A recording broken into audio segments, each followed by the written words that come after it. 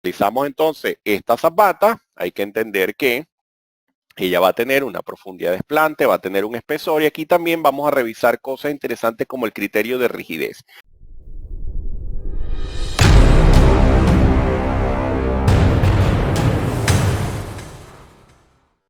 En Latinoamérica no nos preocupamos mucho por el criterio de rigidez de la cimentación superficial. Tendemos a diseñar zapatas flexibles, algo bastante común. Ojo, no digo que sea la regla, pero es bastante común diseñar zapatas flexibles, pero vamos a ver la diferencia con otros criterios donde se exige que la zapata sea completamente rígida. En algunos casos es así, en otros casos hay situaciones intermedias entre la flexible y la rígida. Esto depende mucho del criterio del proyectista.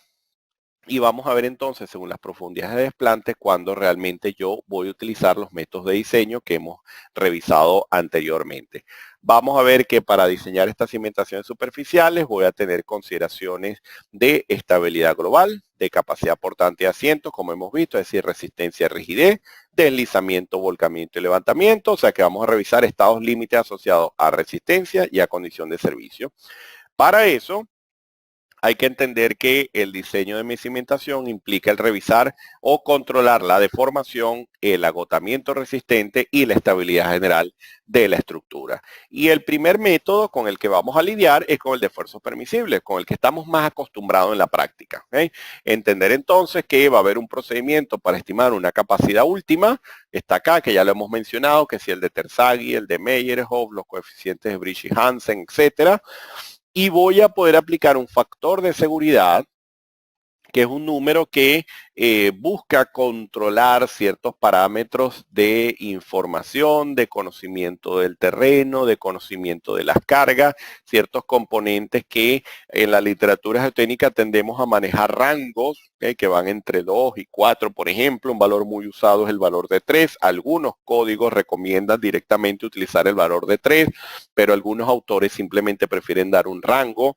Yo soy partidario de eso porque hay casos donde ante una escasez de información, ante una deficiencia de información, puede ser conveniente aumentar estos valores de factor de seguridad. Pero este método de esfuerzos permisibles, aunque es el que más se utiliza en la práctica, siempre el que les comento que trae mucha incomodidad con el ingeniero estructural. ¿Por qué? Porque simplemente vamos revisando el edificio con agotamiento resistente y llegamos abajo a trabajar con factor de seguridad. Entonces esto siempre incomoda muchísimo en la práctica. Por eso vamos a revisar el método por estado límite que recomienda el FEMA 750. Ojo que recomienda, esto no es una normativa que tenga aplicación obligatoria, simplemente es una recomendación del FEMA 750. El FEMA 750 es el comentario de la normativa AC7 de los Estados Unidos. Si ustedes buscan la AC7 de los Estados Unidos, el equivalente a su comentario es el FEMA 750. Entonces, este código sugiere un método de aplicación del procedimiento de estado límite. ¿Por qué? Porque cuando tenemos este método que está acá y tenemos acción sísmica, vamos a conseguir muchos códigos, incluso de diseño estructural, que recomiendan que cuando exista la carga sísmica, entonces la capacidad admisible del suelo para cargas permanentes y variables se incremente en un 33%. Es decir, que se aplica un coeficiente de 1.33 para las combinaciones de cargas que incluyan los efectos sísmicos y de viento. ¿Qué pasa? Que esto se hace mucho en la práctica, muchos proyectistas lo utilizan, pero siempre tienen mucha discusión, empezando por de dónde salió ese 33%. Ese valor tiene en cuenta el tipo de suelo, tiene en cuenta algún fenómeno de amenaza sismogeotécnica, tiene en cuenta ciertos componentes de variabilidad de la carga que se está utilizando y así sucesivamente. Entonces, siempre ha tenido mucha discusión y por ello realmente lo lógico es que la cimentación se diseñe con la misma filosofía con la que estamos diseñando nuestra estructura, en donde estas cargas tienen asociada una probabilidad de excedencia determinada y en función de eso el diseño quedaría mucho más cónsono. Ojo, como ocurre en la AASHTO LRFD de puentes, que vamos a revisar, y como ocurre en Europa con el caso del Eurocódigo. Pero cuando atendemos edificaciones en el lado americano, conseguimos este problema. Entonces, vamos a ver que el método de estado límite consiste en aplicar unos factores de carga sobre las cargas de servicio, de manera de que esto sea menor o igual a la capacidad de carga factorizada de la cimentación, que es este valor que tenemos acá, y este valor de phi, lo que recomienda este código de forma preliminar, es que en suelos cohesivos sea de 0.8 y en suelos granulares sea de 0.7. Si se dispone de ensayos, entonces se puede trabajar con 1 para los cohesivos y con 0,9 para los granulares.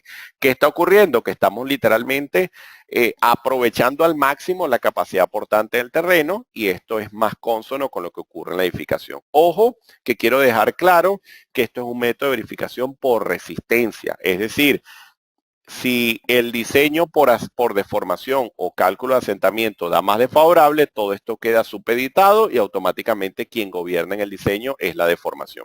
Y les informo de manera preliminar que en la práctica, en la mayoría de los casos, por no decir casi todos, quien gobierna el diseño es el aspecto de rigidez, no el de resistencia, es decir, el relacionado con el cálculo de asentamiento. Entonces, tenga en cuenta que todos estos métodos de resistencia muy elaborados se han utilizado durante muchos años, pero la mayor cantidad de incidencias en estructuras o de patología en estructuras no son de colapsos por falla de la cimentación, es de daños o salida de funcionamiento por problemas de asentamiento. Por eso, una de las cosas a las que más fuerza le vamos a dar a lo largo del diploma es a la estimación de asentamiento, y por eso revisamos todos esos métodos que les mencionaba hace un momento. Entonces, bueno, obviamente empezaremos analizando los mecanismos de falla, recordando un poco la mecánica de suelo, recordando un poco los criterios de Terzaghi, recordando un poco los criterios de la falla general por corte, las fallas locales por corte, las fallas por punzonado. Esta última falla no se diseña, y no hay ecuación que diseñe esta falla. Automáticamente sí tenemos un suelo donde gobierna más la deformación que el control de carga, como ocurre en los dos primeros casos. Si este es el caso, automáticamente hay que cambiar el sistema de fundación. Esto es característico de suelos, por ejemplo, con NSPT menores de 10, típicamente tenemos fallas por punzonado. En este caso hay que cambiar o a una losa de cimentación, siempre y cuando estén controlados los asientos, o a pilotes. Se diseña el primero, la falla general, que es típica de un suelo rígido. Fíjense que las deformaciones son bajas y llego a un valor máximo de carga. Obviamente, si alcanzo este valor de carga, automáticamente viene el colapso. La falla local se caracteriza por una curva menos pronunciada, una curva que va más de forma asintótica, no tan pronunciada como esta.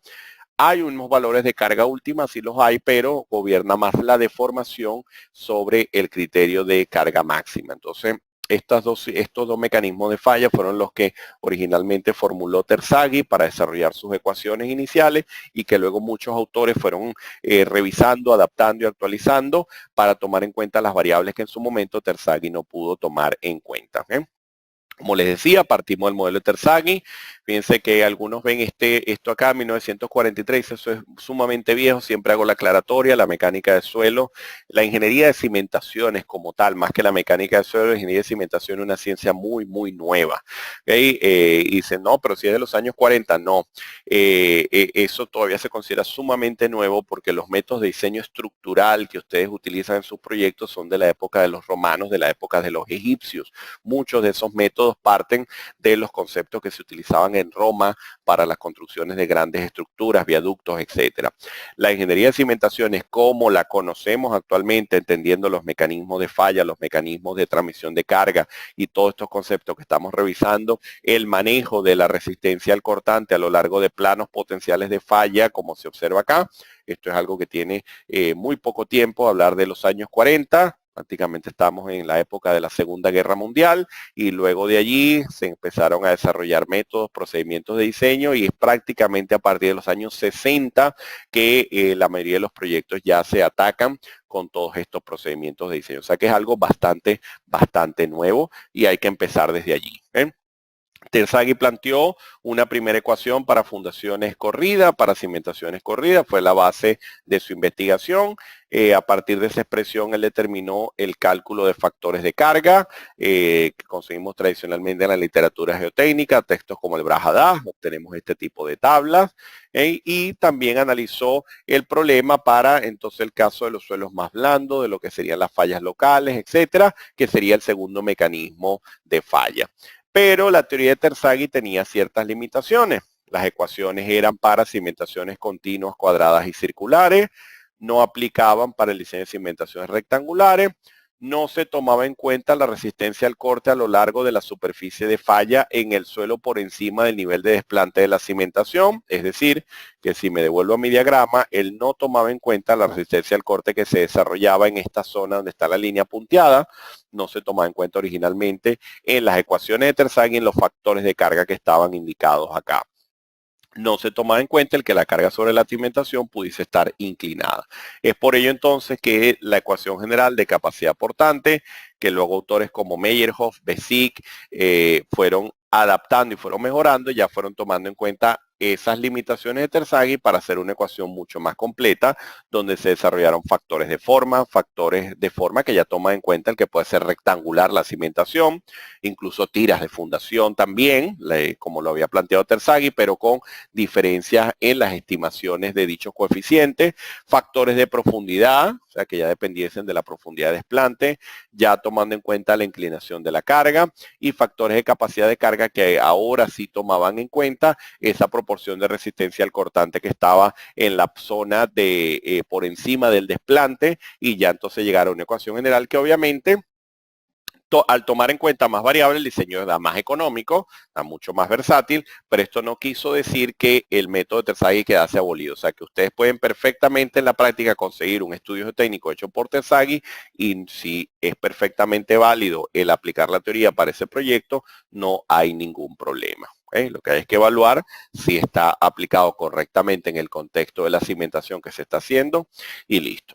Vamos a ver entonces que partiendo de la teoría general de Meyerhoff aparecen unos factores de capacidad de carga que originalmente se utilizaban los de Besic, luego se comenzó a utilizar también la ecuación general de capacidad de carga utilizando otros coeficientes de Meyerhoff. Algunos proyectistas utilizan los de Besic, es mi caso, yo por lo general trabajo con los coeficientes de Besic que están acá, pero otros también utilizan los de Meyerhoff. Incluso hay variaciones y vamos a llegar entonces también a los coeficientes de Bridge y Hansen que están contenidos en el CTE de España, que están contenidos en el GEO5 y que están contenidos en mucha documentación técnica, pero lo importante es que ustedes sepan qué es lo que está ocurriendo en cada caso para que puedan tener la versatilidad de identificar por qué da diferente un diseño con una herramienta de forma manual, un ingeniero que me entregó una data con Meyerhoff y otro me entregó con Terzaghi, cuál espero yo que sea más económica, cuál es que espero yo que sea más costosa, si me voy al GEO5, qué espero obtener, si voy a otro software de diseño de cimentaciones, entender entonces, mira, dame cuál es el método de cálculo de capacidad portante que utilice y con esto tomar las decisiones. Todo esto es bastante útil. Aquí está un resumen de los coeficientes de forma, profundidad e inclinación que se aplicarían porque hay casos como, por ejemplo, fíjense una estructura riostrada, bastante frecuente en la práctica. Acá, al tener sistema de arrastramiento, la carga viene inclinada sobre la cimentación. Entonces voy a tener una modificación de la respuesta sobre la cimentación y lo puedo tener en cuenta en mi diseño. Ya cuando vamos a la condición de carga especial, entonces analizaremos los casos de las naves industriales. Las naves industriales muchas veces pueden comportarse como está acá. ¿Qué ocurre acá? Que esta zona en tracción a nosotros desde el punto de vista de diseño no nos agrada porque las excentricidades se salen del núcleo en compresión, comenzamos a tener fuertes compresiones acá y zonas de tracción que pueden incomodarnos un poco. Algunos códigos, los vamos a mencionar, permiten cierta proporción de levantamiento. Algunos códigos lo permiten. Otros simplemente no lo mencionan y por ende no podemos asumir que esté permitido. Entonces hay ciertos casos donde la cimentación todavía se comporta de forma elástica después del levantamiento, como es este caso, y lo que voy a controlar es qué zona se está levantando para saber si estoy dentro de los rangos permisibles. Si no, diseñar hasta un máximo de esta condición que tenemos acá y en función de esto entender de que esto es un problema no solo estructural, sino que va a haber una incidencia geotécnica y una incidencia estructural. Es decir, que vamos a jugar con las dos componentes del diseño, la geotécnica y la estructural. ¿Qué pasa cuando la estructura está sometida a momento sísmico? Que vamos a tener zonas en compresión, zonas en tracción. Cuando la zapata está sometida a tracción, entonces ocurre que sí participa el peso de la zapata, el peso del suelo, la resistencia del suelo a lo largo de este plano imaginario que aparece acá. Pero es que ocurre que al yo revisar todo esto, yo estaría analizando si esta fuerza de tracción que se genera sobre la cimentación no excede esta resistencia. Bueno, nos podemos sorprender lo que ocurre en casos como este de la estructura riostrada. Si en la audiencia hay presente ingenieros estructurales que están acostumbrados a trabajar con el ISC, probablemente estén familiarizados con los conceptos de sobre resistencia, de diseño de uniones con la ISC 358, la aplicación del código ISC 341, todos los requisitos de amplificación sísmica, todos los diseños por capacidad, etcétera. Es decir, hacemos unas megas estructuras o mega superestructuras, pero resulta que nadie se fija si la cimentación tiene capacidad para absorber todo lo que está diseñado acá arriba. Entonces, en este caso, a la final, la cimentación se está deformando ante valores de carga con los que estamos diseñando y asumiendo que esta superficie es totalmente rígida. Eso cambia demanda de utilidad, comportamiento, derivas, etcétera. Entonces, por eso es interesante tener en cuenta en los análisis de la cimentación qué ocurre con la excentricidad, qué ocurre con el levantamiento. Y hay métodos para poder revisar todas estas cosas. Llegar al módulo entonces de cálculos de asiento. No voy a describirlos acá por consideraciones de tiempo, pero ya vimos que cuáles son los métodos que se abordan a lo largo del diplomado. Para el caso de asientos elásticos, donde trabajamos principalmente con el módulo de elasticidad y con el coeficiente de Poisson, y los asientos por consolidación, donde aplicamos directamente la teoría de consolidación de Terzaghi. ¿Qué nos va a importar luego que tenemos estimado el asiento? Bueno, primero que hay que diseñar la cimentación a nivel estructural y para ello podemos hacer interacción sobre la estructura. La interacción sobre la estructura puede ser de tipo estática o puede ser de tipo dinámica. Al final del diplomado vemos un tema complementario relacionado con la interacción dinámica. Pero a lo largo del proceso de diseño, cuando hablamos del coeficiente de balasto, eso se llama diseñar con interacción sobre la estructura desde el punto de vista estático. ¿Qué pasa? Que si este coeficiente de balasto no está estimado adecuadamente, sale de una tabla que no tenga consonancia con el nivel de tensión o el nivel de deformación esperada, vamos a trabajar con un valor que no representa la condición real de comportamiento de la cimentación. Entonces, si tenemos el cálculo de asiento, es porque también tenemos calibrados los módulos de elasticidad, podemos estimar el balasto por la ruta del asiento, por la ruta del módulo de elasticidad y tener un coeficiente de balasto calibrado según el nivel de deformación esperada. ¿Qué hacemos con eso? Controlar la deformación para poder hacer un diseño estructural adecuado, pero además también tener un control sobre los asentamientos diferenciales. Acá partimos de los primeros conceptos que se publicaron en libros como el Chebotaryov, como los manuales de Berrum en los años 60, donde las recomendaciones generales estaban orientadas a controlar las distorsiones angulares entre cimentaciones según lo que se había observado en estructuras existentes, en estructuras ya construidas, edificios de mampostería, edificios aporticados, edificios de acero, y se fijaron ciertos límites. A partir de allí, los códigos han venido desarrollando ya valores típicos de cada sitio, también en función del tipo estructural que se utiliza en la zona. Por ejemplo, el caso del CT de España utiliza esta tabla para control de asientos diferenciales, para controlar este fenómeno de asiento no homogéneo.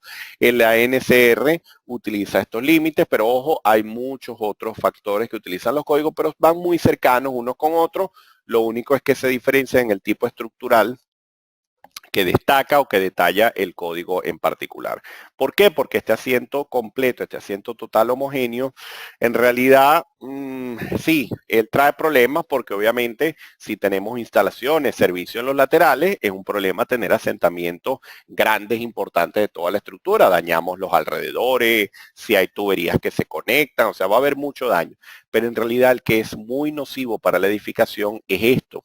Y este que está acá va a depender del material constructivo, si es una edificación con fachadas de vidrio, si es una edificación con fachadas de concreto, si es una edificación de mampostería. Entonces acá es donde juegan un papel importante estas recomendaciones que dan los códigos para tener un control en las deformaciones. ¿Okay? Cuando hablamos de deslizamiento, capacidad lateral, vamos entonces a poder fijar realmente cuál es el nivel de empuje lateral que participa en la respuesta de la cimentación. Siempre recomiendo utilizar la gráfica de respuesta lateral que da la AC 4113, que ya ahora está en su versión 4116, también está contenido en algunos documentos derivados del FEMA y que permite dar a entender algo muy sencillo, y es que para que se desarrolle el 100% del empuje pasivo, este que está acá y que se calcula con esta ecuación que probablemente ustedes conocen, para que él se desarrolle se debe garantizar este desplazamiento lateral. Si este desplazamiento lateral no ocurre, yo no puedo garantizar que esté presente este 100%. Es decir, que si nosotros estamos acostumbrados a diseñar con este valor al 100% y no tenemos en cuenta este nivel de deformación esperada, realmente pudiera estarse generando un empuje pasivo a un 50, a un 60%, o sea que el diseño está hecho por el lado no seguro. Entonces, esto lo vamos a analizar también aquí en el caso de verificación por deslizamiento. Y obviamente lo más convencional, que es revisar la capacidad de la fricción y debido al efecto de la cohesión sobre la cimentación. Obviamente, la idea es que después de revisar todos estos métodos, de hacer ejemplos manuales, de hacer casos, ejercicios, etcétera, podamos resolver nuestro proyecto mediante el método numérico manual, utilizando MATCAD, utilizando Excel, etcétera, y adicionalmente complementando con la herramienta Geo5. De manera preliminar, hay unos enlaces en YouTube también que hablan un poco del diseño de zapatas que se han venido desarrollando en seminarios anteriores. Que no lo ha visto, voy a copiar acá el enlace para que también lo tengan y puedan acceder a ellos si quieren echar un vistazo. Pensé que me vengo acá al panel de preguntas y lo tienen allí todos, el enlace para ir a los videos informativos y tutoriales del área de zapatas con Geo5. ¿Está bien? Muy bien. Vamos acá. Esto está, ok, es que estoy en la otra, correcto. Y bueno, aquí hay un vistazo de ciertas imágenes de algunos proyectos de nuestros egresados también. Fíjense, se trabaja con el Geo5, como les decía. Fíjense que hay una hoja de diseño completa.